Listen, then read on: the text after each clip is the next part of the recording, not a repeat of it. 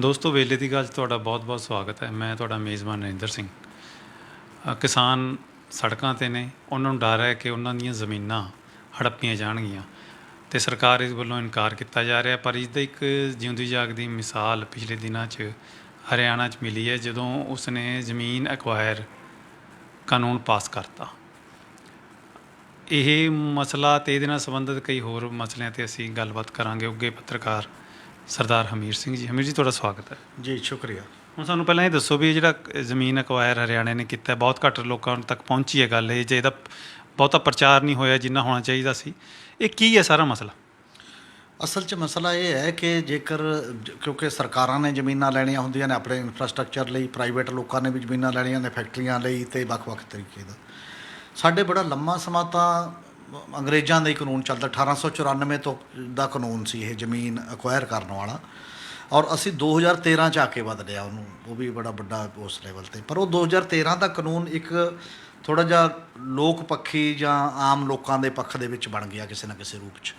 ਉਹਦੇ 'ਚ ਕੁਝ ਬੇਸਿਕ ਗੱਲਾਂ ਸੀ ਜਿਹੜੀਆਂ ਚੀਜ਼ਾਂ ਹੁਣ ਹਰਿਆਣੇ ਨੇ ਬਦਲੀਆਂ ਨੇ ਜਾਂ ਰਾਜ ਦੇ ਵਿੱਚ। ਬੇਸਿਕ ਗੱਲਾਂ ਇਹ ਸੀ ਕਿ ਜਦੋਂ ਤੁਸੀਂ ਕਿਸਾਨ ਦੀ ਜ਼ਮੀਨ ਅਕਵਾਇਰ ਕਰਦੇ ਹੋ, ਉਹਦਾ ਲਾਸ ਇਕੱਲਾ ਕਿਸਾਨ ਨੂੰ ਨਹੀਂ ਹੁੰਦਾ। ਜਿਹੜੇ ਪਿੰਡ 'ਚ ਰਹਿਣ ਵਾਲੇ ਬੇਜ਼ਮੀਨੇ ਬੰਦੇ ਨੇ, ਕੋਈ ਦੁਕਾਨਦਾਰ ਹੈ, ਕੋਈ ਕੁਛ ਹੈ, ਉਹ ਵੀ ਤਾਂ ਉਹਦੇ ਧੰਦੇ 'ਤੇ ਵੀ ਅਸਰ ਪੈਂਦਾ।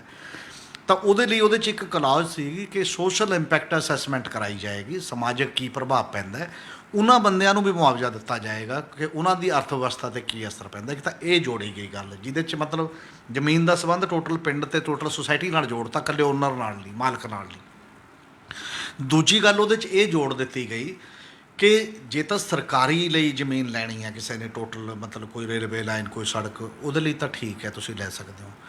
ਪਰ ਜੇ ਪਬਲਿਕ ਪ੍ਰਾਈਵੇਟ ਪਾਰਟਨਰਸ਼ਿਪ ਦਾ ਜਿਹੜਾ ਇੱਕ ਸਿਸਟਮ ਹੈ ਕਿ ਜਨਤਕ ਭਾਈਵਾਲੀ ਦੇ ਨਾਲ ਦੇਣੀ ਹੈ, ਤਾਂ ਪਿੰਡ ਦੇ 70% ਬੰਦਿਆਂ ਦੀ ਸਹਿਮਤੀ ਜ਼ਰੂਰੀ ਹੈ। ਜੇ ਬਿਲਕੁਲ ਨਿੱਜੀ ਬੰਦੇ ਨੇ ਲੈਣੀ ਹੈ ਤਾਂ 80% ਬੰਦਿਆਂ ਦੀ ਸਹਿਮਤੀ ਜ਼ਰੂਰੀ ਹੈ ਕਿ ਕੀ ਉਹਨਾਂ ਦੇ ਉਹ ਫਿੱਟ ਹੈ, ਨਹੀਂ ਹੈ, ਜੇ ਉਹ ਜੋ ਵੀ ਕਰਨਾ ਚਾਹਣਗੇ। ਅਤੇ ਇਹ ਕੁਛ ਕਲਾਜਿਸ ਸੀ। ਇਹਦੇ 'ਤੇ ਜਦੋਂ ਨਰਿੰਦਰ ਮੋਦੀ ਦੀ ਪਹਿਲੀ ਸਰਕਾਰ ਆਈ 2014 ਦੀ, ਉਹਨਾਂ ਨੇ ਇੱਕ ਆਰਡੀਨੈਂਸ ਲਿਆਂਦਾ। ਆਰਡੀਨੈਂਸ 24 ਫਰਵਰੀ 2015 ਨੂੰ ਆਰਡੀਨੈਂਸ ਦੇ ਰੂਪ ਦੇ ਵਿੱਚ ਲੋਕ ਸਭਾ ਦੇ ਵਿੱਚ ਪਾਸ ਵੀ ਹੋ ਗਿਆ, ਪਰ ਰਾਜ ਸਭਾ ਦੇ ਵਿੱਚ ਬਹੁ ਗਿਣਤ ਸੰਮਤੀ ਨਹੀਂ ਸੀ, ਇਸ ਕਰਕੇ ਉੱਥੇ ਡਰਾਪ ਹੋ ਗਿਆ। ਬਿੱਲ ਸੰਯੁਕਤ ਪਾਰਲੀਮੈਂਟਰੀ ਕਮੇਟੀ ਨੂੰ ਭੇਜ ਦਿੱਤਾ ਗਿਆ, ਸਾਂਝੀ ਕਮੇਟੀ 'ਚ। ਉਹ ਜਿੰਨੀਆਂ ਮੀਟਿੰਗਾਂ ਪਾਰਲੀਮੈਂਟਰੀ ਕਮੇਟੀ ਦੀਆਂ ਹੋਈਆਂ, ਉਹ ਪਾਸ ਨਹੀਂ ਹੋ ਸਕਿਆ, ਉਹ ਉੱਥੇ ਹੀ ਪਿਆ ਹੋਇਆ। ਫਿਰ ਗੌਰਮੈਂਟ ਆਫ ਇੰਡੀਆ ਨੇ ਇੱਕ ਤਰੀਕਾ ਲੱਭ ਲਿਆ ਇਹਦਾ ਵੀ ਆਪਾਂ ਤੋਂ ਤਾਂ ਨਹੀਂ ਹੁੰਦਾ ਹਜੇ, ਇਹ ਰੌਲਾ ਵੀ ਵੱਡਾ ਪਏਗਾ ਕਿਉਂਕਿ ਇਹ ਤਾਂ ਜ਼ਮੀਨ ਸਿੱਧੀ ਲੈਣ ਦਾ ਸਵਾਲ ਹੈ। ਔਰ ਫਿਰ ਉਹਨਾਂ ਨੇ ਕਿਹਾ ਵੀ ਰਾਜਾਂ ਦੇ ਥਰੂ ਆਪਾਂ ਕਰ ਲਓ, ਜਿਹੜਾ ਵਿਸ਼ਾ ਸਾਂਝੀ ਸੂਚੀ ਦਾ ਹੁੰਦਾ, ਜਿਵੇਂ ਲੈਂਡ ਐਕੁਜੀਸ਼ਨ ਨਾਲ, ਤਾਂ ਰਾਜ ਵੀ ਆਪਣੇ ਲੈਵਲ 'ਤੇ ਕਰ ਸਕਦੇ ਨੇ ਜੇਕਰ ਉਹਦੇ ਨਾਲ ਟਕਰਾਅ ਨਾ ਹੋਵੇ। ਹੁਣ ਬੀਜੇਪੀ ਰੂਲਡ ਸਟੇਟਸ ਦੇ ਵਿੱਚ ਇਹ ਸੋਧਾਂ ਹੋ ਰਹੀਆਂ ਨੇ, ਜਿਹੜੀ ਕਿ ਹਰਿਆਣੇ ਨੇ ਕੀਤੀ ਹੈ। ਹਰਿਆਣੇ ਨੇ ਇਹ ਕੀਤੀ ਹੈ, ਉਹ ਦੋਨੋਂ ਕਲਾਜਿਸ ਕੱਢਤੀਆਂ। ਇੱਕ ਤਾਂ ਸੋਸ਼ਲ ਇੰਪੈਕਟ ਦੀ ਕੱਢਤੀ, ਦੂਜਾ ਇਹ ਕੱਢਤੀ ਕਿ ਉਹ ਤਾਂ 70% ਤਾਂ ਛੱਡੋ, ਪਬਲਿਕ ਪ੍ਰਾਈਵੇਟ ਪਾਰਟਨਰਸ਼ਿਪ ਲਈ ਜੇ ਜ਼ਮੀਨ ਅਕਵਾਇਰ ਕਰਨੀ ਹੈ ਤਾਂ ਸੰਬੰਧਿਤ ਕਿਸਾਨਾਂ ਤੋਂ ਵੀ ਪੁੱਛਣ ਦੀ ਲੋੜ ਨਹੀਂ ਹੈ, ਮਤਲਬ ਬਾਕੀ ਬੰਦੇ ਤਾਂ ਛੱਡ ਹੀ ਦਿਓ। ਤਾਂ ਇਹ ਸਿੱਧਾ ਇੱਕ ਫਾਰਮੂਲਾ ਇਹ ਹੋ ਗਿਆ। ਜਿਹੜੀ ਇੱਕ ਐਮਰਜੈਂਸੀ ਕਲੌਜ ਹੁੰਦੀ ਸੀ ਪੁਰਾਣੇ ਰਿਕਾਰਡ 'ਚ, ਤੁਸੀਂ ਐਮਰਜੈਂਸੀ ਕਲੌਜ ਲਾ ਦਿਓ ਕਿ ਨਿਹਾਇਤ ਜ਼ਰੂਰੀ ਹੈ, ਫਿਰ ਕੋਈ ਵੀ ਬੰਦਾ ਨਾ ਕੋਰਟ 'ਚ ਕੁਛ ਕਰ ਸਕਦਾ, ਨਾ ਕਿਤੇ, ਉਹਦੀ ਇੱਛਾ ਦੇ ਖਿਲਾਫ ਉਹ ਲਈ ਜਾ ਸਕਦੀ ਹੈ। ਇੱਕ ਐਮਰਜੈਂਸੀ ਕਲੌਜ ਵਰਗੀ ਗੱਲ ਹੋ ਗਈ ਕਿ ਜੇ ਤੁਸੀਂ ਕਿਸੇ ਤੋਂ ਵੀ ਨਹੀਂ ਪੁੱਛਣਾ ਤਾਂ ਉਹਨੂੰ ਇਸ ਲੈਵਲ 'ਤੇ। ਪਰ ਇਹਦੇ 'ਤੇ ਅਜੇ ਕੋਈ ਰੌਲਾ ਨਹੀਂ। ਇਹ ਤਿੰਨ ਕਾਲੇ ਕਾਨੂੰਨ ਜਿਹੜੇ ਕਹਿੰਦੇ ਨੇ, ਇਹ ਉਦੋਂ ਕਾਲਾ ਕਾਨੂੰਨ ਹੈ ਅਸਲ 'ਚ, ਕਿਉਂਕਿ ਅਜੇ ਤਾਂ ਉਹਦੇ 'ਚ ਤਾਂ ਇੱਕ ਡਰ ਹੈ ਵੀ ਮੰਡੀ ਚਲੀ ਜਾਊਗੀ, ਇੱਕ ਪ੍ਰੋਸੈਸ 'ਚ ਜਾਊਗੀ। ਇਸੇ ਤਰ੍ਹਾਂ ਕੰਟਰੈਕਟ ਫਾਰਮਿੰਗ ਰਾਹੀਂ ਜ਼ਮੀਨ ਜਾਊਗੀ, ਇਸੇ ਤਰ੍ਹਾਂ ਜ਼ਰੂਰੀ ਸੇਵਾਵਾਂ ਦਾ ਜਿਹੜਾ ਸਵਾਲ ਹੈ ਇਹ ਤਾਂ ਡਾਇਰੈਕਟ ਆਰਡਰ ਕਰਕੇ ਲੈਣੀ ਹੈ ਜ਼ਮੀਨ। ਇਹ ਉਦੋਂ ਅਗਲਾ ਪੜਾਅ ਹੈ, ਹਾਲਾਂਕਿ ਪਹਿਲਾਂ ਜੇ ਉਹ ਤਿੰਨ ਕਾਨੂੰਨ ਲਾਗੂ ਹੋ ਗਏ, ਜਦੋਂ ਜ਼ਮੀਨ ਚਾਹੀਦੀ ਉਦੋਂ ਅਗਲਾ ਪੜਾਅ ਹੈ। ਅਤੇ ਜਿਹੜਾ ਇਹ ਤਰੀਕਾਕਾਰ ਹੈ, ਹੁਣ ਬੀਜੇਪੀ ਦੇਸ਼ ਦੇ ਵਿੱਚ ਜ਼ਿਆਦਾਤਰ ਸਟੇਟਾਂ ਸੱਤਾ 'ਚ ਹੈ, ਬਾਕੀ ਸਟੇਟਾਂ 'ਚ ਵਿਰੋਧੀ ਧਿਰ ਘੱਟ ਹੈ। ਜੇ ਐਵੇਂ ਕਰਕੇ ਅੱਧਾ ਇੰਡੀਆ 'ਚ ਉਹਨਾਂ ਨੇ ਇਹ ਕਾਨੂੰਨ ਪਾਸ ਕਰਾ ਲਏ ਅਤੇ ਨੈਸ਼ਨਲ ਕਾਨੂੰਨ ਪਿਆ ਜਾਂ ਜਿੱਥੇ ਮਰਜ਼ੀ ਪਿਆ, ਤਾਂ ਜਿਹੜਾ ਉਹ 2013 ਦੇ ਵਿੱਚ ਇੱਕ ਚੰਗਾ ਕਾਨੂੰਨ ਬਣਿਆ ਸੀ ਲੋਕਾਂ ਦੇ ਪੱਖ 'ਚ। ਇੱਕ ਤਾਂ ਉਹ ਸਾਰਾ ਦਲਿਤ ਭਾਈਚਾਰਾ, OBC, ਜਿਹਦੇ ਕੋਲ ਜ਼ਮੀਨ ਨਹੀਂ ਹੈ, ਅਤੇ ਉਹਦਾ ਬਿਲਕੁਲ ਹੀ ਲਾਸ ਹੈ ਇਹਦੇ 'ਚ। ਫਿਰ ਹੁਣ ਵੀ ਜਦੋਂ ਵੀ ਜ਼ਮੀਨ, ਫਿਰ ਵੀ ਕਿਸਾਨ ਨੂੰ ਤਾਂ ਚਲੋ ਮੁਆਵਜ਼ਾ ਮਿਲ ਜੂਗਾ ਜੋ ਉਹਦੇ ਮੁਤਾਬਕ ਮਿਲਿਆ, ਉਹ ਕਹਿੰਦਾ ਮਿਲੂਗਾ। ਉਹ ਪੁਰਾਣਾ ਐਕਟ ਹੀ ਰੱਖਿਆ। ਉਹ ਪੁਰਾਣੇ ਐਕਟ ਦੇ ਵਿੱਚ ਇਹ ਹੈ ਕਿ ਮਾਰਕੀਟ ਰੇਟ ਦਾ ਉਹਦੀ ਇੱਛਾ ਦੇ ਖਿਲਾਫ ਜੇ ਮਿਲਦਾ ਤਾਂ 4 ਗੁਣਾ, ਪੇਂਡੂ ਖੇਤਰ ਦੀ ਜ਼ਮੀਨ ਹੈ ਤਾਂ 4 ਗੁਣਾ ਮਾਰਕੀਟ ਰੇਟ ਦਾ, ਜੇ ਸ਼ਹਿਰੀ ਹੈ ਤਾਂ 2 ਗੁਣਾ ਰੇਟ ਦਾ ਦੇਣਾ ਪਊਗਾ। ਪਰ ਜੇ ਉਹਦੀ ਇੱਛਾ ਦੇ ਖਿਲਾਫ ਮਿਲਦਾ, ਇੱਕ ਤਾਂ ਇਹ ਗੱਲ ਗਲਤ ਹੈ, ਅਤੇ ਦੂਜੀ ਗੱਲ ਇਹ ਗਲਤ ਹੈ ਕਿ ਜਿਹੜੇ ਬਾਕੀ ਸਾਰੇ ਭਾਈਚਾਰੇ ਨੇ, ਜਿਹੜਾ ਉਹਨੂੰ 30 ਸਾਲਾਂ ਦੇ ਲਈ ਪੈਸੇ ਦੇਣੇ ਸੀ ਕਿ 15,000 ਮਹੀਨਾ ਦੇਣਾ, ਕਿਸੇ ਨੂੰ 10,000 ਮਹੀਨਾ ਦੇਣਾ ਉਹਦੀ ਰੋਜੀ ਰੋਟੀ ਚਲਾਉਣ ਲਈ, ਉਹਨਾਂ ਦੇ ਰਾਹ 'ਚ ਬਿਲਕੁਲ ਹੀ ਤੁਸੀਂ ਰੋੜਾ ਅਟਕਾਤਾ। ਗਲਤ ਗੱਲ ਹੋਈ। ਇਹ ਇਕੱਲੇ ਕਿਸਾਨੀ ਦਾ ਕੁਐਸਚਨ ਨਹੀਂ, ਇਹਦਾ ਮਤਲਬ ਇਹ ਹੈ ਸਮੁੱਚੀ ਪੇਂਡੂ ਜਿਹੜੇ ਵੀ ਪਿੰਡ ਦੇ ਵਿੱਚ ਰਹਿਣ ਵਾਲੇ ਸਮੁੱਚੇ ਲੋਕ ਨੇ, ਉਹਨਾਂ ਦੀ ਜ਼ਿੰਦਗੀ ਦੇ ਸਰੋਕਾਰ ਦਾ ਸਵਾਲ ਹੈ। ਤੇ ਜੇ ਕਿਸਾਨ ਉਹਨੂੰ ਕਾਲਾ ਕਾਨੂੰਨ ਕਹਿੰਦੇ ਨੇ ਜਾਂ ਬਾਕੀ ਦੇ ਲੋਕ, ਤਾਂ ਇਹ ਉਦੋਂ ਵੀ ਕਾਲਾ ਕਾਨੂੰਨ ਵੱਲ ਨੂੰ ਇੱਕ ਕਦਮ ਹੈ। ਪਾਸ ਕਰਤਾ ਹਰਿਆਣੇ ਦੀ ਵਿਧਾਨ ਸਭਾ, ਹਾਂ ਆਪੋਜੀਸ਼ਨ ਨੇ ਇਹਦੇ ਤੇ ਵਿਰੋਧ ਕੀਤਾ ਹੈ। ਇਹਨੇ ਭੁਪਿੰਦਰ ਹੁੱਡਾ ਨੇ ਵੀ ਕੱਲ੍ਹ ਵੀ ਪ੍ਰੈਸ ਕਾਨਫਰੰਸ ਕੀਤੀ ਹੈ ਕਿ ਇਹ ਗਲਤ ਹੈ, ਇਹ ਨਹੀਂ ਹੋਣਾ ਚਾਹੀਦਾ। ਪਰ ਜਿੰਨਾ ਵਿਰੋਧ ਹੋਣਾ ਚਾਹੀਦਾ, ਜਿਸ ਲਈ ਇੱਕ ਪ੍ਰੈਸ ਕਾਨਫਰੰਸ ਕਰਕੇ ਤੁਸੀਂ ਰਸਮ ਨਿਭਾ ਦਿਓ, ਉਹਦੇ ਨਾਲ ਵੀ ਤਾਂ ਨਹੀਂ ਗੱਲ ਨਹੀਂ ਬਣਦੀ ਨਾ। ਤੇ ਇਸ ਪੱਧਰ ਦੇ ਉੱਤੇ ਹਰਿਆਣੇ ਦੇ ਵਿੱਚ ਇਹ ਉਦੋਂ ਹੋ ਰਿਹਾ ਜਦੋਂ ਬਹੁਤ ਵੱਡਾ ਅੰਦੋਲਨ ਚੱਲ ਰਿਹਾ ਹੈ। ਹਰਿਆਣੇ 'ਚ ਹਰ ਲੀਡਰ ਦਾ, ਬੀਜੇਪੀ ਵਾਲੇ ਦਾ ਘਰਾਓ ਹੋ ਰਿਹਾ, ਜੇਜੇਪੀ ਵਾਲੇ ਦਾ ਘਰਾਓ ਹੋ ਰਿਹਾ, ਫੜੇ ਜਾਂਦੇ ਬੰਦੇ ਛਡਾਏ ਜਾ ਰਹੇ ਨੇ। ਤੇ ਜੇ ਅੱਜ ਦੀ ਸਥਿਤੀ 'ਚ ਇਹ ਕਾਨੂੰਨ ਬਣਨ ਤੋਂ ਨਹੀਂ ਰੋਕਿਆ ਜਾ ਸਕਿਆ, ਤਾਂ ਕੱਲ੍ਹ ਨੂੰ ਨਾਰਮਲ ਹਾਲਤ 'ਚ ਕਿਵੇਂ ਰੋਕਿਆ ਜਾ ਸਕੂਗਾ ਉਹਨੂੰ ਅਮਲ ਕਰਨ ਤੋਂ? ਇਸ ਕਰਕੇ ਸਵਾਲੀਆ ਨਿਸ਼ਾਨ ਹੈ, ਬਹੁਤ ਵੱਡਾ ਕੁਐਸਚਨ ਖੜਾ ਹੈ। ਆਉਣ ਵਾਲੇ ਸਮੇਂ ਦੇ ਵਿੱਚ ਜ਼ਮੀਨਾਂ ਖੋਹਣ ਔਰ ਲੋਕਾਂ ਨੂੰ ਬਿਨਾਂ ਮੁਆਵਜ਼ਾ ਦਿੱਤੇ ਉਹਨਾਂ ਨੂੰ ਉੱਥੋਂ ਉਜਾੜਨ ਦਾ ਇੱਕ ਰਾਹ ਅਖਤਿਆਰ ਹੋ ਗਿਆ। ਤੇ ਹਮੀਰ ਜੀ, ਜਿਵੇਂ ਆਪਾਂ ਤੁਸੀਂ ਗੱਲ ਕੀਤੀ ਹੈ ਵੀ ਅੰਦੋਲਨ ਦੇ ਦੌਰਾਨ ਹੀ ਨਹੀਂ ਕੁਝ ਹੋਇਆ, ਤੇ ਇੱਕ ਸਾਡੇ 9 ਮਹੀਨੇ ਹੋ ਗਏ ਕਿਸਾਨਾਂ ਨੂੰ ਦਿੱਲੀ ਡਟਿਆਂ ਨੂੰ, ਉਹਨਾਂ ਦੀ ਇੱਕ ਕੌਮੀ ਕਾਨਫਰੰਸ ਵੀ ਚੱਲ ਰਹੀ ਹੈ, ਉਸ ਦੌਰਾਨ ਇਹ ਸਾਰਾ ਕੁਝ ਹੋ ਜਾਂਦਾ ਹੈ। ਤੇ ਇਹਦਾ ਮਤਲਬ ਇਹ ਵੀ ਸਰਕਾਰ 'ਤੇ ਕੋਈ ਅਸਰ ਨਹੀਂ ਹੋ ਰਿਹਾ ਕਿਸੇ ਵੀ ਚੀਜ਼ ਦਾ। ਸਗੋਂ ਜਿੰਨਾ ਕੁ ਉਹ ਕਿਸਾਨ ਆਪਣਾ ਅੰਦੋਲਨ ਤੇਜ਼ ਕਰਨ ਦੀ ਕੋਸ਼ਿਸ਼ ਕਰਦੇ ਨੇ, ਸਰਕਾਰ ਉਹ ਤੋਂ 4 ਕਦਮ ਹੋਰ ਅੱਗੇ ਵੱਧ ਜਾਂਦੀ ਹੈ। ਅਤੇ ਜਿਹੜਾ ਅੱਜ ਦਿੱਲੀ ਅੰਦੋਲਨ ਆਪਣਾ ਨੈਸ਼ਨਲ ਕਾਨਫਰੰਸ ਚੱਲ ਰਹੀ ਹੈ, ਉਹਦੇ 'ਚ ਕੀ ਮੁੱਦੇ ਉਭਾਰੇ ਗਏ ਹੈ ਅਤੇ ਉਹਦਾ ਕੀ ਅੱਗੇ ਇੰਪੈਕਟ ਪਊਗਾ ਸਾਰੇ ਸਿਸਟਮ?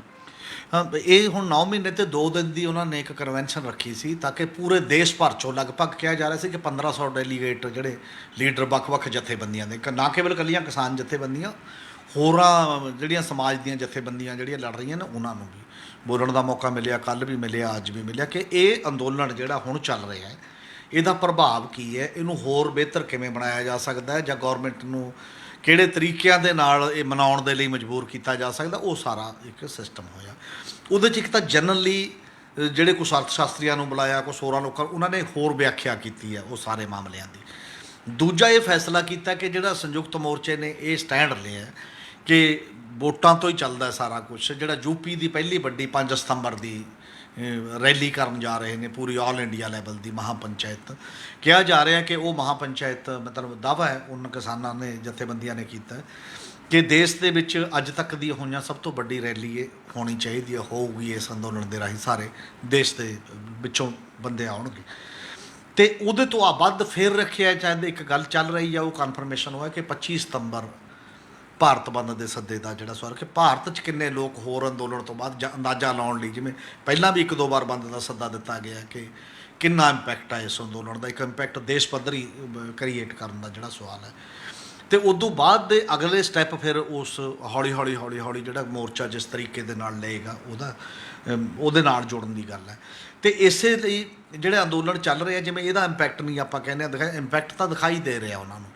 ਇੰਪੈਕਟ ਇਸ ਰੂਪ ਦੇ ਵਿੱਚ ਦਿਖਾਈ ਦੇ ਰਿਹਾ, ਤੁਸੀਂ ਦੇਖੋ ਕਿ ਸੁਪਰੀਮ ਕੋਰਟ ਨੇ ਇਹ ਕਿਹਾ ਕਿ ਰਸਤਾ ਰੋਕਣਾ ਨਹੀਂ ਹੈ, ਪਰਮਾਨੈਂਟ ਨਹੀਂ ਰੋਕਿਆ ਜਾ ਸਕਦਾ, ਚਾਹੇ ਤੁਹਾਡਾ ਡੈਮੋਕ੍ਰੈਟਿਕ ਰਾਈਟ ਹੈ। ਯੂਪੀ ਔਰ ਹਰਿਆਣਾ ਗੌਰਮੈਂਟ ਨੇ ਜੋ ਹਲਫਨਾਮੇ ਦਾਇਰ ਕੀਤੇ ਨੇ ਉੱਥੇ, ਉਹ ਦੋਨੋਂ ਦੱਸ ਰਹੇ ਨੇ ਕਿ ਇੰਪੈਕਟ ਆ। ਉਹ ਕਹਿੰਦੇ ਦੋਨਾਂ ਦਾ ਇੱਕ ਭਾਵਨਾ ਇਹ ਹੈ, ਉਹ ਇਹ ਕਹਿ ਰਹੇ ਨੇ ਕਿ ਵੱਡੀ ਪੱਧਰ 'ਤੇ ਉੱਥੇ ਔਰਤਾਂ, ਬੱਚੇ, ਬਜ਼ੁਰਗ ਬੈਠੇ ਨੇ, ਸਖਤੀ ਨਹੀਂ ਕੀਤੀ ਜਾ ਸਕਦੀ, ਅਤੇ ਆਪਸੀ ਸਹਿਮਤੀ ਨਾਲ ਹੀ ਕੋਈ ਹੱਲ ਕੱਢਣ ਦਾ ਜਿਹੜਾ ਇੱਕ ਤਰੀਕਾ ਲੱਭਿਆ ਜਾ ਸਕਦਾ ਜਾਂ ਲੱਭਿਆ ਜਾਣਾ ਚਾਹੀਦਾ ਉਸ ਪੱਧਰ ਦੇ ਉੱਤੇ। ਬਾਕੀ ਇੱਕ ਲਾਈਨ ਚੱਲ ਹੀ ਰਹੀ ਹੈ ਉੱਥੇ, ਮਤਲਬ ਪਰਮਾਨੈਂਟ ਰਸਤਾ ਬੰਦ ਨਹੀਂ ਹੈ। ਇਹਦਾ ਮਤਲਬ ਉਹਨਾਂ ਸਰਕਾਰਾਂ 'ਤੇ ਉਹ ਇੰਪੈਕਟ ਤਾਂ ਹੈ। ਪਰ ਇਸ ਜਿਹੜਾ ਹੋ ਹੱਲੇ 'ਚ ਜਿਵੇਂ ਕੁਝ ਲੀਡਰ ਨੇ ਬੀਜੇਪੀ ਦੇ ਜਿਹੜੇ ਇਹੋ ਜਿਹੇ ਨੇ ਨਾ, ਜਿਹੜਾ ਬਾਰ-ਬਾਰ ਚੁਆਤੀ ਲਾਉਂਦੇ ਨੇ। ਖੱਟਰ ਸਾਹਿਬ ਵੀ ਜਿਹੜੇ ਹਰਿਆਣੇ ਦੇ ਮੁੱਖ ਮੰਤਰੀ ਨੇ, ਉਹ ਵੀ ਬੜੀ ਵਾਰ ਇਹੋ ਜਿਹੀ ਗੱਲ ਬਾਰ-ਬਾਰ ਕਰਦੇ ਨੇ ਕਿ ਜਿਵੇਂ ਜਿਹਦੇ ਨਾਲ ਮਾਹੌਲ ਸਗੋਂ ਹੋਰ ਤਣਾਅਪੂਰਨ ਹੋ ਜਾਂਦਾ। ਕੁਝ ਲੀਡਰ ਐਂ ਬਾਰ-ਬਾਰ ਬਿਆਨ ਦਿੰਦੇ ਰਹੇ ਨੇ। ਇਸੇ ਲਈ ਹਰਿਆਣਾ ਸ਼ਾਇਦ ਆਪਣੇ ਆਪ ਨੂੰ ਜ਼ਿਆਦਾ ਮਤਲਬ ਸਰਕਾਰ ਨੂੰ ਕੋਈ ਖਤਰਾ ਨਹੀਂ, ਫਲਾਨਾ ਨਹੀਂ, ਇਹ ਕਹਿ ਕੇ ਹੈ। ਪਰ ਮੈਨੂੰ ਇਹ ਲੱਗਿਆ ਕਿ ਸ਼ਾਇਦ ਉਹ ਉਹਨਾਂ ਉਸ ਤਰੀਕੇ ਨਾਲ ਅਖਬਾਰਾਂ 'ਚ ਜਾਂ ਟੀ ਵੀ 'ਤੇ ਛਪਿਆ ਹੀ ਨਹੀਂ, ਕਿਉਂਕਿ ਜਿਹੜੇ ਕਾਨੂੰਨ ਪਾਸ ਹੁੰਦੇ ਨੇ, ਆਪਾਂ ਦੇਖਿਆ ਅੱਜ ਕੱਲ੍ਹ ਮਾਹੌਲ ਇਹੋ ਜਿਹਾ ਬਣ ਗਿਆ ਉਹਨਾਂ ਕਾਨੂੰਨਾਂ ਦਾ ਕਿ ਉਹ 5 ਮਿੰਟਾਂ 'ਚ 10 ਕਾਨੂੰਨ ਪਾਸ ਕਰ ਦਿੰਦੇ ਨੇ, 10 ਮਿੰਟਾਂ 'ਚ ਉਹ 'ਤੇ ਚਰਚਾ ਵੀ ਨਹੀਂ ਹੁੰਦੀ ਉਸ ਪੱਧਰ 'ਤੇ। ਜਦੋਂ ਇਹ ਲੋਕਾਂ ਨੂੰ ਪਤਾ ਲੱਗੇਗਾ ਤਾਂ ਉਦੋਂ ਬਾਅਦ ਜੋ ਉਹਨਾਂ ਦਾ ਰਿਐਕਸ਼ਨ ਆਏਗਾ, ਜੇ ਹਰਿਆਣੇ ਦੇ ਵਿੱਚ ਉਸ ਪੱਧਰ ਦਾ ਰਿਐਕਸ਼ਨ ਆਉਂਦਾ, ਨੋਟੀਫਾਈ ਹੋ ਸਕੇਗਾ ਬਿੱਲ ਜਾਂ ਨਹੀਂ, ਇਹ ਉਹਦੇ 'ਤੇ ਨਿਰਭਰ ਕਰੇਗਾ। ਕਿ ਜੇ ਉਹਦੀ ਭਾਵਨਾ ਤਹਿਤ ਦੂਜੇ ਬਿੱਲਾਂ ਦਾ ਸਵਾਲ ਹੈ ਤਾਂ ਹਰਿਆਣੇ ਲਈ ਵੀ ਇੱਕ ਬੜਾ ਵੱਡਾ ਚੈਲੰਜ ਹੈ ਜਿਹੜਾ ਉਸ ਲੈਵਲ ਤੇ। ਅਗਲੀ ਗੱਲ, ਜਿਵੇਂ ਪਹਿਲਾਂ ਗੱਲ ਕੀਤੀ ਕਿ ਜਿਹੜੀਆਂ ਵਿਰੋਧੀ ਧਿਰਾਂ ਨੇ, ਜਿਵੇਂ ਐਤਕੀ ਪਾਰਲੀਮੈਂਟ 'ਚ ਰੋਲ ਨਿਭਾਇਆ ਜਿਸ ਸਰਗਰਮੀ ਦੇ ਨਾਲ, ਹਰਿਆਣਾ ਦੀਆਂ ਵਿਰੋਧੀ ਧਿਰਾਂ, ਹਾਲਾਂਕਿ ਇਹ ਮਿਨੋਰਟੀ ਗਵਰਨਮੈਂਟ ਸੀ, ਮਿਲ ਕੇ ਚੱਲਦੀ ਹੈ ਜੇਜੇਪੀ ਨਾਲ, ਉਹ ਭੂਮਿਕਾ ਨਹੀਂ ਨਿਭਾ ਸਕੀਆਂ। ਉਹਨਾਂ ਨੂੰ ਵੀ ਅੰਦਰ ਝਾਤੀ ਮਾਰਨ ਦੀ ਉਸ ਲੈਵਲ ਤੇ ਲੋੜ ਪਏਗੀ। ਹਾਲਾਂਕਿ ਹਰਿਆਣੇ ਦੇ ਬੀਜੇਪੀ ਦੇ ਅੱਜ ਵੱਡੇ ਲੀਡਰ ਦਾ, ਜਿਹੜੇ ਮੰਤਰੀ ਵੀ ਕੇਂਦਰ ਦੇ ਵਿੱਚ ਰਹੇ ਨੇ, ਉਹਨਾਂ ਦਾ ਬਿਆਨ ਅੱਜ ਛਪਿਆ ਕਿ ਇਸ ਅੰਦੋਲਨ ਦਾ ਜਿਹੜੀ ਥਾਂ ਜਿਹੜੀ ਆ ਉਹ ਨਹੀਂ ਪ੍ਰੋਪਰ ਪਾਈ ਜਾ ਰਹੀ, ਇਹ ਬਹੁਤ ਵੱਡੇ ਪੱਧਰ ਤੇ ਫੈਲ ਗਿਆ, ਇਹਨੂੰ ਆਪਸਦਾਰੀ ਦੇ ਵਿੱਚ ਸ਼ਾਮਲ ਕਰਨ ਦੀ, ਮਤਲਬ ਹੱਲ ਕਰਨ ਦੀ ਲੋੜ ਹੈ। ਔਰ ਜੇਕਰ ਨਾ ਕੀਤਾ ਤਾਂ ਇਹਦਾ ਲਾਸ ਜਿਸ ਪੱਧਰ ਤੇ ਸਿਆਸੀ ਤੌਰ ਤੇ ਵੀ ਬੀਜੇਪੀ ਨੂੰ ਹੋਏਗਾ, ਉਹ ਅਸੀਂ ਅਜੇ ਨਹੀਂ ਸੋਚ ਰਹੇ, ਆਉਣ ਵਾਲੇ ਦਿਨਾਂ 'ਚ ਉਹਦਾ ਅੰਦਾਜ਼ਾ ਲੱਗੇਗਾ। ਇਹਦਾ ਮਤਲਬ ਬੀਜੇਪੀ ਦੇ ਅੰਦਰ ਵੀ ਇਹ ਗੱਲ ਚੱਲ ਰਹੀ ਹੈ। ਤੇ ਅਗਲੀ ਗੱਲ ਇਹ ਹੈ ਕਿ ਰਾਸ਼ਟਰੀ ਕਿਸਾਨ ਸੰਘ, ਜਿਹੜਾ ਆਰਐਸਐਸ ਦਾ ਵਿੰਗ ਹੈ ਕਿਸਾਨਾਂ ਦੇ ਵਿੱਚ, ਉਹ ਅਨਾਉਂਸ ਕਰ ਚੁੱਕਿਆ ਕਿ ਹੁਣ ਤੋਂ ਅਸੀਂ ਸਰਗਰਮ ਅੰਦੋਲਨ ਛੇੜਾਂਗੇ। ਅੱਜ ਤੱਕ ਸਰਗਰਮ ਨਹੀਂ ਸੀ, ਅੰਦਰ ਖਾਤੇ ਲਿਖਤੀ ਦਿੰਦੇ ਸੀ, ਦੇਸ਼ ਵਿਆਪੀ ਅੰਦੋਲਨ ਛੇੜਾਂਗੇ, ਕਾਨੂੰਨਾਂ ਦੇ ਖਿਲਾਫ ਕਾਨੂੰਨ ਵਾਪਸ ਹੋਣੇ ਚਾਹੀਦੇ ਨੇ। ਇਹ ਅੰਦੋਲਨ ਦੀ ਸਟਰੈਂਥ ਹੈ। ਤੇ ਬੀਜੇਪੀ ਦੇ ਅੰਦਰੋਂ ਇਹਦਾ ਮਤਲਬ ਇੱਕ ਸੈਕਸ਼ਨ ਜਿਹੜਾ ਹੈ, ਜਾਂ ਆਰਐਸਐਸ ਦਾ ਇੱਕ ਸੈਕਸ਼ਨ ਜੇ ਉਹਨਾਂ ਨੂੰ ਹਰੀ ਝੰਡੀ ਦੇ ਰਿਹਾ ਤਾਂ ਇੱਕ ਇਹੋ ਜਿਹਾ ਤਿਆਰ ਜ਼ਰੂਰ ਹੋ ਰਿਹਾ, ਅੰਦਰ ਗੱਲਬਾਤ ਹੋ ਰਹੀ ਹੋਣੀ ਹੈ ਕਿਸੇ ਨਾ ਕਿਸੇ ਰੂਪ ਦੇ ਵਿੱਚ, ਕੋਈ ਨਾ ਕੋਈ ਦਬਾਅ ਬਣ ਰਿਹਾ ਹੈ। ਇਹ ਚਾਲ ਵੀ ਹੋ ਸਕਦੀ ਹੈ ਕਿਸੇ ਤਰ੍ਹਾਂ ਦੀ। ਅੱਛਾ, ਤੁਸੀਂ ਇੱਕ ਗੱਲ ਕੀਤੀ ਬਈ ਪਾਰਲੀਮੈਂਟ ਜਿਸ ਹਿਸਾਬ ਨਾਲ ਕੀਤਾ, ਪਰ ਕਿਸਾਨ ਤਾਂ ਸਿਆਸੀ ਪਾਰਟੀਆਂ ਦੇ ਰੁਖ ਤੋਂ ਜਾਂ ਉਹਨਾਂ ਦੇ ਰਵੱਈਏ ਤੋਂ ਪਾਰਲੀਮੈਂਟ ਜੋ ਕੁਛ ਉਹਨਾਂ ਨੇ ਕੀਤਾ, ਬਿਲਕੁਲ ਇਹ ਨਾਰਾਜ਼ ਨੇ ਵੀ ਤੁਸੀਂ ਤਾਂ ਮੁੱਦਾ ਉਠਾਇਆ ਹੀ ਨਹੀਂ। ਸਗੋਂ ਓਬੀਸੀ ਦੇ ਮੁੱਦੇ 'ਤੇ ਸਾਰੀਆਂ ਪਾਰਟੀਆਂ ਇਕੱਠੀਆਂ ਹੋ ਕੇ ਬਹਿਸ ਲਈ ਤਿਆਰ ਵੀ ਹੋ ਗਈਆਂ, ਪਰ ਕਿਸਾਨੀ ਤੇ ਮੁੱਦੇ 'ਤੇ ਕਿਸੇ ਨੇ ਗੱਲ ਨਹੀਂ ਕੀਤੀ। ਇਸੇ 'ਤੇ ਸੰਬੰਧ ਇੱਕ ਸਵਾਲ ਹੈ ਵੀ ਸੰਯੁਕਤ ਮੋਰਚੇ ਨੇ ਕਿਹਾ ਸੀ ਵੀ ਅਸੀਂ ਇਹਨਾਂ ਦਾ ਸਿਆਸੀ ਪਾਰਟੀਆਂ ਦਾ ਸਿਰਫ ਭਾਜਪਾ ਨੂੰ ਛੱਡ ਕੇ ਹੋਰ ਕਿਸੇ ਦਾ ਵਿਰੋਧ ਨਹੀਂ ਕਰਨਾ, ਪਿੰਡਾਂ 'ਚ ਆਉਣ ਜਾਣ ਜਿਵੇਂ ਮਰਜ਼ੀ। ਪਰ ਕਿਸਾਨਾਂ 'ਚ ਜਿਹੜਾ ਪਾਰਲੀਮੈਂਟ ਦੇ ਮਾਮਲੇ 'ਤੇ ਮਤਲਬ ਖਾਸਾ ਗੁੱਸਾ ਹੈ, ਉਹ ਹਰੇਕ ਪਾਰਟੀ ਦੇ ਬੰਦੇ ਨੂੰ ਘੇਰਦੇ ਨੇ, ਉਹਦਾ ਵਿਰੋਧ ਕਰਦੇ ਨੇ ਜ਼ਬਰਦਸਤ। ਅੱਜ ਜਿਵੇਂ ਬਾਘਾ ਪੁਰਾਣਾ ਹੋਇਆ ਸੁਖਬੀਰ ਬਾਦਲ ਦਾ, ਇਹਦਾ ਮਤਲਬ ਹੈ ਕਿ ਉਹ ਸੰਯੁਕਤ ਮੋਰਚੇ ਦੇ ਹੁਕਮ ਨੂੰ ਮੰਨ ਨਹੀਂ ਰਹੇ, ਕਿ ਉਹਨਾਂ ਦੀ ਜਿਹੜੀਆਂ ਭਾਵਨਾਵਾਂ ਨੇ ਸਿਆਸੀ ਪਾਰਟੀ ਬੜਾ ਗੁੱਸਾ ਉਹਨਾਂ ਅੰਦਰ।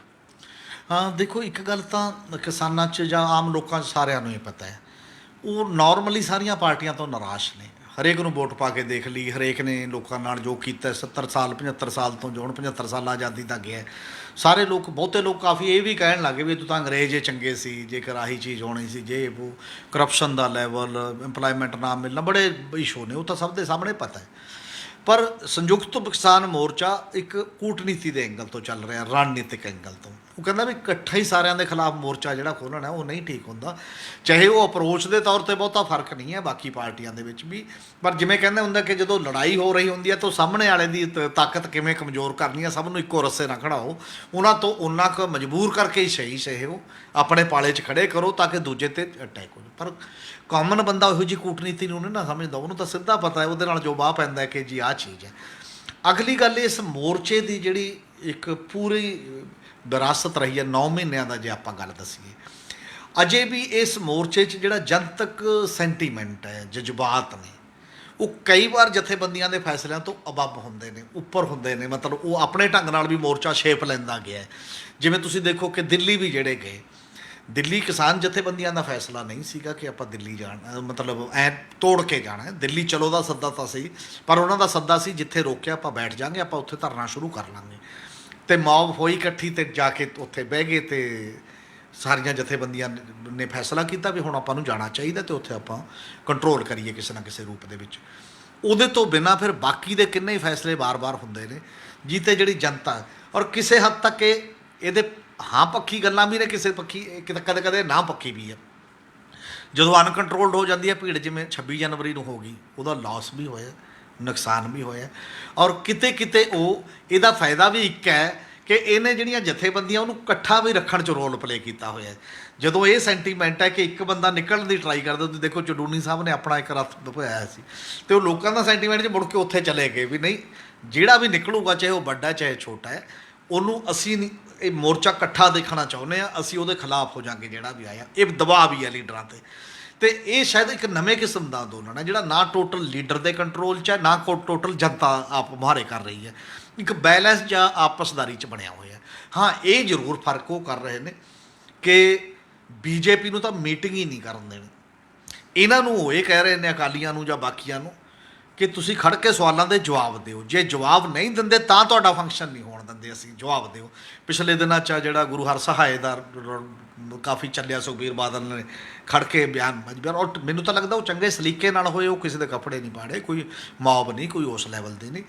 ਜਾਂ ਤਾਂ ਇੱਕ ਤਰੀਕਾ ਇਹ ਹੋ ਜਾਣਾ ਚਾਹੀਦਾ ਮੇਰੇ ਖਿਆਲ ਹੈ, ਜਾਂ ਜਥੇਬੰਦੀਆਂ ਵੀ ਆਪਣੇ ਬੰਦਿਆਂ ਨੂੰ ਕੁਛ ਟ੍ਰੇਨਡ ਕਰਨ, ਟ੍ਰੇਨਿੰਗ ਦੇਣ, ਕੋਈ ਸਵਾਲ ਦੇਣ ਵੀ ਹਾਂ ਤੁਸੀਂ ਐਂ ਬੈਠੋ। ਜਿਹੜੇ ਪਿੰਡ 'ਚ ਜਾਂਦਾ ਜਾਂ ਜਿਹੜੇ ਸ਼ਹਿਰ 'ਚ ਜਾਂਦਾ ਉੱਥੇ ਬੈਠਿਆ ਜਾਏ, ਬੈਠ ਕੇ ਇੱਕ ਮਤਲਬ ਮੰਚ ਹੋ ਜੇ ਅਤੇ ਉੱਥੇ ਬੰਦੇ ਨੂੰ ਬਿਠਾ ਕੇ ਸਲੀਕੇ ਨਾਲ ਕਹੇ ਭਾਈ ਸਵਾਲਾਂ ਦੇ ਜਵਾਬ ਤਾਂ ਦੇਣੇ ਪੈਣਗੇ, ਅੱਜ ਨਹੀਂ ਤਾਂ ਕੱਲ੍ਹ ਨੂੰ ਵੀ ਵੋਟਾਂ 'ਚ ਆਏਗਾ, ਦੇਣੇ ਪੈਣਗੇ। ਕੋਈ ਤੇਰੀ ਬੇਇੱਜ਼ਤੀ ਨਹੀਂ ਕਰਦੇ, ਕੋਈ ਕੁਝ ਨਹੀਂ, ਸਵਾਲ ਦਾ ਤਾਂ ਜਵਾਬ ਤੇ ਜਿਹਾ ਜਿਹਾ ਤੇਰੇ ਕੋਲ ਆਉਂਦਾ ਤੇ ਉਹ ਦੇ ਕੇ ਜਾ। ਇਹ ਡੈਮੋਕ੍ਰੇਸੀ ਦਾ ਅਗਲਾ ਰੂਪ ਹੈ, ਸਗੋਂ ਜਿਹੜੀ ਜਵਾਬਦੇਹੀ ਵਾਲੀ ਡੈਮੋਕ੍ਰੇਸੀ ਹੈ। ਹੁਣ ਇੱਕ ਬੜਾ ਵੱਡਾ ਫਰਕ ਇਹ ਪੈ ਗਿਆ ਕਿ ਅੱਗੇ ਲੀਡਰ ਦੇ ਜਾਣ 'ਤੇ ਜਿਹੜਾ 200 ਬੰਦਾ ਲਾਈਨ 'ਚ ਹਾਰ ਲੈ ਕੇ ਖੜ੍ਹਦਾ ਸੀ, ਜਿਹਦਾ ਹਾਰ ਗਲ 'ਚ ਨਹੀਂ ਸੀ ਪੈਂਦਾ, ਉਹ ਕਹਿੰਦਾ ਮੇਰਾ ਨੁਕਸਾਨ ਹੋ ਗਿਆ। ਹੁਣ ਉਹ ਸਵਾਲ ਲੈ ਕੇ ਖੜ੍ਹਦਾ 200 ਬੰਦਾ ਕਿ ਮੇਰਾ ਵੀ ਸਵਾਲ ਹੈ, ਮੇਰਾ ਵੀ ਸਵਾਲ ਹੈ। ਇਹ ਖੂਬਸੂਰਤੀ ਹੈ ਇੱਕ ਡੈਮੋਕ੍ਰੇਸੀ ਦੀ। ਮੇਰੇ ਖਿਆਲ ਇਹ ਸਿਹਤਮੰਦ ਰੁਝਾਨ ਹੈ। ਲੀਡਰਾਂ ਨੂੰ ਵੀ ਸਮਝਣਾ ਚਾਹੀਦਾ, ਇਹਦੇ ਤੋਂ ਬੇਇੱਜ਼ਤੀ ਮਹਿਸੂਸ ਨਹੀਂ ਕਰਨੀ ਚਾਹੀਦੀ। ਜਿਹੜਾ 70 ਸਾਲ ਦਾ ਗੈਪ ਹੈ, ਜੇ ਪਹਿਲਾਂ ਹੀ ਕੰਟੀਨਿਊਟੀ ਹੁੰਦੀ ਸ਼ਾਇਦ ਇਹੋ ਜਿਹਾ ਨਾ ਕਰਨਾ ਪੈਂਦਾ। ਔਰ ਇਹ ਜਵਾਬਦੇਹੀ ਹੈ, ਪਾਰਦਰਸ਼ਤਾ ਅਤੇ ਜਵਾਬਦੇਹੀ। ਜਮਹੂਰੀਅਤ ਦੇ ਦੋ ਬੁਨਿਆਦੀ ਪਹਿਲੂ ਹੋਣੇ ਚਾਹੀਦੇ ਨੇ, ਜਿਹੜਾ ਕਿ ਕਿਸਾਨ ਅੰਦੋਲਨ ਦੇ ਰਾਹੀਂ ਲੋਕਾਂ 'ਚ ਆ ਰਿਹਾ। ਕਿਸਾਨ ਅੰਦੋਲਨ ਇੱਕ ਸਟਰੈਂਥ ਦਿੰਦਾ ਲੋਕਾਂ ਨੂੰ। ਅੱਗੇ ਲੋਕ ਡਰਦੇ ਸੀ, ਸਵਾਲ ਤਾਂ ਉਹਨਾਂ ਦੇ ਮਨਾਂ 'ਚ ਪਹਿਲਾਂ ਵੀ ਹੋਣਗੇ। ਉਹਨਾਂ ਨੂੰ ਪਤਾ ਵੀ ਜੇ ਮੈਂ ਖੜ੍ਹਾ ਹੋ ਕੇ ਤਾਂ ਇੱਕ ਤਾਂ ਪਾਰਟੀ ਵਾਲੇ ਬੰਦੇ ਹੀ ਕੁੱਟ ਦੇਣਗੇ, ਦੂਜਾ ਮੇਰੇ 'ਤੇ ਕੱਲ੍ਹ ਨੂੰ ਪਰਚਾ ਦਰਜ ਕਰਾ ਦੇਣਗੇ। ਹੁਣ ਉਹ ਡਰ ਚੱਕਿਆ ਗਿਆ, ਉਹ ਦਲੇਰੀ ਆ ਗਈ ਹੈ ਬੰਦੇ ਦੇ ਵਿੱਚ ਉਹ ਗੱਲ ਕਰਨ ਦੀ। ਔਰ ਮੈਨੂੰ ਲੱਗਦਾ ਕਿ ਇਹ ਪੂਰੇ ਸਿਹਤਮੰਦ ਨੇ। ਹਾਂ, ਇਹਨੂੰ ਥੋੜ੍ਹਾ ਜਿਹਾ ਚੈਨਲਾਈਜ਼ ਕਰ ਲੈਣਾ ਚਾਹੀਦਾ, ਥੋੜ੍ਹਾ ਜਿਹਾ ਤਰੀਕੇਕਾਰ। ਔਰ ਇਦੋਂ ਅੱਗੇ ਵੀ ਬਲਕਿ ਵੋਟਾਂ ਆਉਣੀਆਂ ਨੇ, ਪਾਰਟੀਆਂ ਨੇ ਜਾਣਾ ਵੋਟਾਂ ਮੰਗਣਾ, ਜੇ ਤਾਂ 2-3 ਦਿਨ ਮਹੀਨੇ ਲੇਟ ਹੈ, ਉਦੋਂ ਵੀ ਜੇ ਪਿੰਡਾਂ ਦੇ ਵਿੱਚ ਸਾਂਝੀਆਂ ਸਟੇਜਾਂ ਲਾ ਕੇ ਉਹ ਸਭ ਨੂੰ ਕਹਿਣ ਵੀ ਜਿੰਨੀਆਂ ਪਾਰਟੀਆਂ ਦੇ ਖੜ੍ਹੇ ਹੋਣਗੇ ਵੀ ਆਓ ਸਾਡੇ ਮੰਚ 'ਤੇ, ਜੋ ਵੀ ਕਿਸੇ ਕੋਲ ਆਏ ਸਾਨੂੰ ਦੱਸੋ, ਅਸੀਂ ਤੁਹਾਨੂੰ ਸਵਾਲ ਕਰਾਂਗੇ। ਤਾਂ ਜਿਹੜੀ ਵੈਸਟਰਨ ਡੈਮੋਕ੍ਰੇਸੀ ਦੀ ਆਪਾਂ ਗੱਲ ਕਰਦੇ ਹਾਂ ਕਿ ਉੱਥੇ ਉਮੀਦਵਾਰਾਂ ਨੂੰ ਸਵਾਲ ਹੁੰਦੇ ਨੇ, ਸਵਾਲ ਕੀਤੇ ਜਾਂਦੇ ਨੇ, ਅਸੀਂ ਕਿਉਂ ਨਹੀਂ ਉਹ ਕੁਝ ਚੀਜ਼ਾਂ ਕਰ ਸਕਦੇ? ਨਾਲੇ ਖਰਚਾ ਘੱਟ, ਨਾਲੇ ਟਾਈਮ ਬਚੂਗਾ ਅਤੇ ਸਾਰੀਆਂ ਚੀਜ਼ਾਂ, ਨਾਲੇ ਘੱਟੋ ਘੱਟ ਪਾਰਟੀਆਂ ਕੁਝ ਲਿਆਕਤ ਵਾਲੇ ਬੰਦੇ ਭੇਜਣ ਲੱਗ ਜਾਣਗੀਆਂ। ਜਿਹਨੂੰ ਬਿੱਲ ਦਾ ਨਾ ਕੁੱਕੜ ਆਉਂਦਾ ਹੀ ਨਹੀਂ, ਉਹਨੂੰ ਭੇਜਣਾ ਬੰਦ ਕਰ ਦੇਣਗੀਆਂ। ਹੁਣ ਤਾਂ ਇਕੱਲੇ ਪੈਸੇ ਦੇ ਜ਼ੋਰ ਜਾਂਦਾ ਨਾ ਉਮੀਦਵਾਰ, ਉਹਦੀ ਲਿਆਕਤ ਹੈ ਜਾਂ ਨਹੀਂ, ਜਾਂਦਾ ਹੀ ਨਹੀਂ। ਜੇ ਸਵਾਲ ਜਵਾਬ ਹੋਣ ਲੱਗ ਜਾਣਗੇ ਤਾਂ ਮੈਨੂੰ ਲੱਗਦਾ ਕਿ ਹਰ ਪਾਰਟੀ ਕੁਝ ਲਿਆਕਤ ਵਾਲੇ ਬੰਦੇ ਭੇਜਣੇ ਸ਼ੁਰੂ ਕਰ ਦਊਗੀ। ਬਹੁਤ ਬਹੁਤ ਸ਼ੁਕਰੀਆ ਹਮੀਰ ਜੀ। ਜਿਵੇਂ ਕਿ ਹਮੀਰ ਜੀ ਨੇ ਕਿਹਾ ਕਿ ਕਿਸਾਨ ਕਈ ਵਾਰ ਭਾਵਨਾ 'ਚ ਬਹਿ ਜਾਂਦਾ ਹੈ, ਬਹੇ ਵੀ ਕਿਉਂ ਨਾ, ਕਿ ਮਸਲਾ ਜ਼ਮੀਨ ਦਾ ਅਤੇ ਜ਼ਮੀਨ ਮਾਂ ਹੈ। ਬਹੁਤ ਬਹੁਤ ਸ਼ੁਕਰੀਆ, ਕੱਲ੍ਹ ਫੇਰ ਮਿਲਾਂਗੇ।